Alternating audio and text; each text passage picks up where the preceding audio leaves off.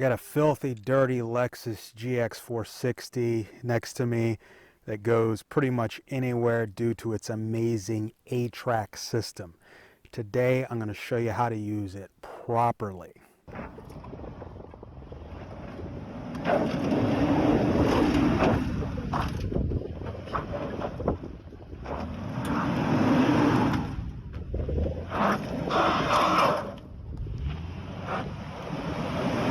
So what is ATRAC? If you don't know, it's Toyota's answer to a locking differential or lockers.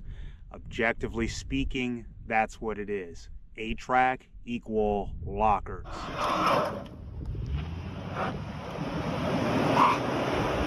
I've talked a lot on this channel about how awesome ATRAC is on Toyota SUVs, but I've never actually gone over how to use it and what I think most people do wrong regarding ATRAC. So here we see a video of a Land Cruiser Prado, aka a Lexus GX460, and ATRAC is not engaged here, and you can see the wheels are spinning, dirt's being kicked up, and this driver is not getting up this obstacle at all. So a lot of this comes down to user error. The first thing people do when they get a Toyota SUV that has ATRAC and they're new to off-roading is they hear from someone else over here that when you go off-roading, the first thing you should do is go ahead and turn off all your traction control. And that's exactly what you see here. The traction control is turned completely off in this situation, which means, again, ATRAC is not engaged. Now, if that person had actually not turned off their traction control, the ATRAC system would have engaged normally, and they would have got over that obstacle just fine. And here we're going to see another example. This is a GX460, and they've turned off traction control, and you can see this rear passenger wheel spinning. It's not doing anything because the traction control is turned off. So here again we have the same type of issue where nothing is happening because traction control has been willfully turned off. So why do people do that? It's just what they hear. It's just what they think they need to do. It's just what it is. They are told to turn off all traction control, air down to 1 psi, and weld their differentials together, and that's how you go off-roading. The fact of the matter is, the fear of traction control going off-road is old thinking. The days of traction control is just an electronic nanny and you turn all that stuff off if you really want to go off-roading is Stone Age. Those days are over. All right, here it is. Enough talk. We're at the Diablo drop-off. There it is. Now, we approached from the bottom where the vehicle is. We didn't come from the top like most people did. So we're actually going to go up for the first time, up where the yellow arrow is. And I believe this is the hard line. It's sandy and rutty. The ruts are deep. The camera won't show it, but I assure you it's steep. All right, here we are at Diablo drop-off, and a lot sandier than I thought it would be. So I don't know. It's nothing like what I saw on YouTube, where this was hard packed. It's like a sandstorm blew through, so it's really soft. So we're gonna see how far we get.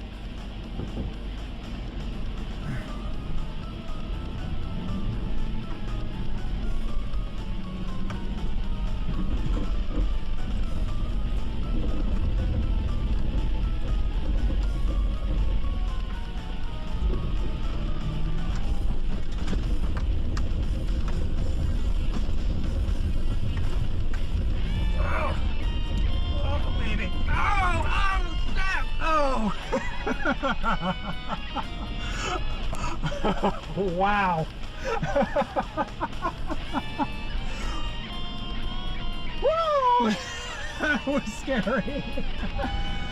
Don't let anybody tell you ATRAC doesn't work, because that was all ATRAC right there. You just went up. I believe that was the hard line. Wow. Wow. I can't. Wow. All right, so if you're wondering why the giddy excitement, we just went up where that yellow arrow is pointing, and it's way steeper than it looks. But more importantly, and this was the concern and the reason for the joy at the end, it was very, very soft and sandy. At least the first 2 to 4 inches on top was soft sand. So it wasn't what we were expecting. We thought this would be hard, but this was loose stuff. And ATRAC did its thing, and it went up without any issue. No forward momentum loss. Using ATRAC is simple. On the Lexus GX460 and the 550, you got to be in 4 low and it'll engage automatically. There is no ATRAC button like on the 4Runners. One of the most important things to know is how to engage ATRAC to begin with.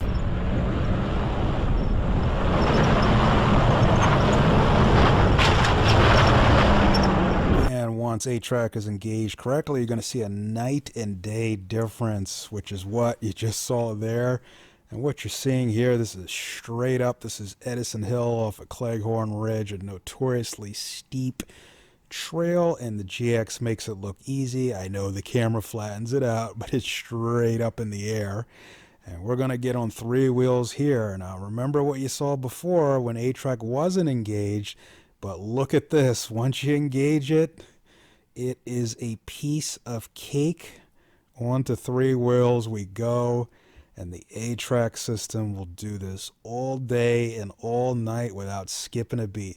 That's straight up in the air. That's not flat. That's on 45 degrees going up. And it doesn't miss a beat.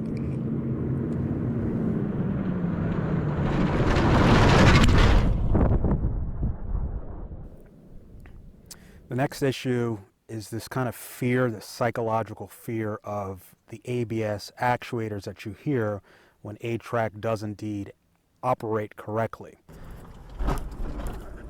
There's ATRAC doing its thing. I mean, she just, the sound of ATRAC when you first use it might seem a little worrisome, but once, yeah. What I'm trying to say is, at first ATRAC might seem worrisome because it makes all these ABS modulating sounds like all these clicks.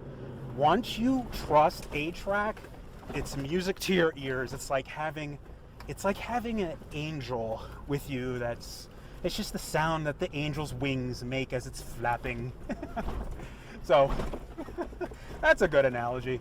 The ATRAC modulators remind me of the off-road Pixie's wings flapping in the breeze.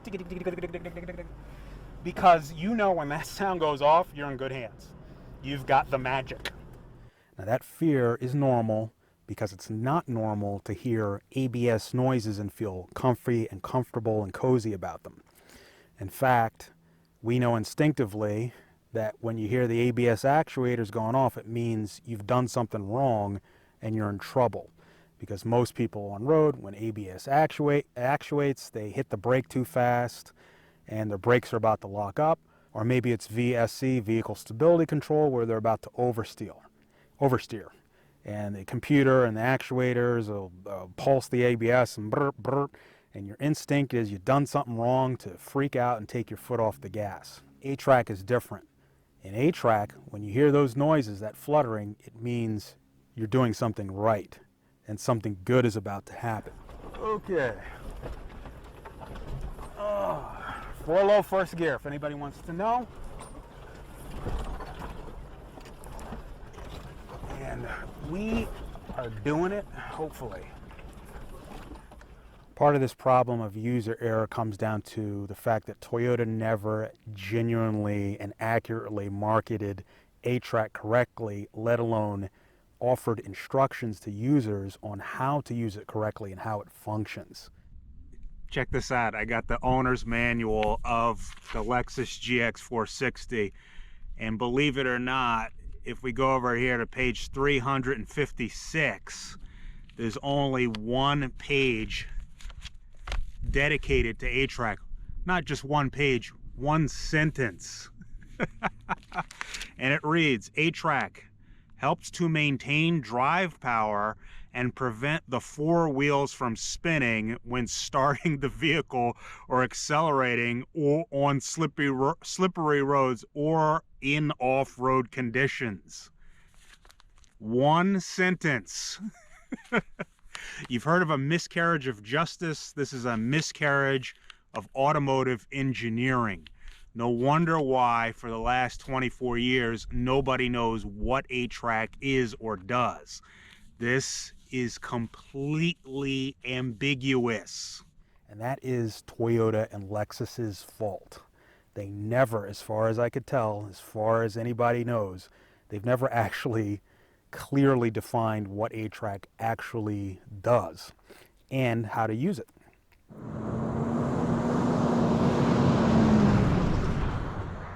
It's been the people that have taken it off-road and deciphered what the engineers intended for it to do.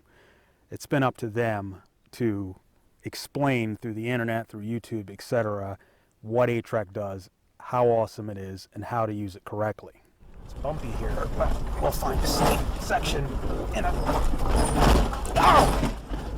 a second. Perhaps I should have used downhill assist there. Anyway, now admittedly people do get triggered. The argument between lockers and ATRAC is contentious, and that's understandable. Traditions and old ways kind of take a long time to die. You know, it's like the USB-C port on your phone or the headphone jack on your phone. Yeah, they're there, but it's old stuff. You charge wirelessly now. You don't plug it in. And you don't plug in headphones. You listen wirelessly through Bluetooth. Why do they still put the old stuff there? To make everybody happy. It takes some time to transition from the old way to the new way. But it's always going to come down to user education, driver education. In other words, the driver, once receiving their Lexus GX, whether it's the 460 or new 550, they have to understand and do their best to research how these systems actually work, use them correctly off-road, and then if you want to see their extremes or if they work or not, go out and actually test them. But the key is to understand how to use them correctly at all. And most of the naysayers against ATRAC, TRAC, or MTS simply aren't even using them correctly. And in many cases, they choose to purposely turn them off because bad advice from over here somewhere.